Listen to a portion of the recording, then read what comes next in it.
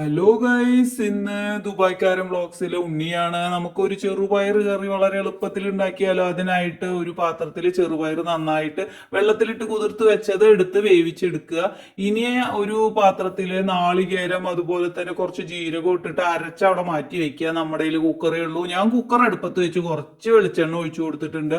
അതിലേക്ക് നല്ല ഒരു സവോള കൂന് ഊന് ഊന് ഊനും തന്നെ അങ്ങോട്ട് അരിഞ്ഞിങ്ങോട്ട് എടുക്കുക. എന്നിട്ട് അത് അങ്ങോട്ട് ഇട്ട് കൊടുത്ത് ഇളക്കുക.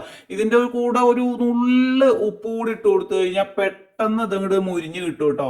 ഇനി ഒരു സ്പൂണ് ഇഞ്ചി ഗാർലിക് പേസ്റ്റ് കൂടി ഞാൻ ആഡ് ചെയ്യണുണ്ട്. ഇനി അതിലേക്ക് ഒരു തക്കാളി നന്നായിട്ട് അരിഞ്ഞ് വെച്ചിട്ടുള്ളത് കൂടി ഇട്ട് കൊടുത്ത് ഇളക്കി മൊരിച്ചെടുത്തോണ്ടിരിക്കുകയാണ് ഞാൻ.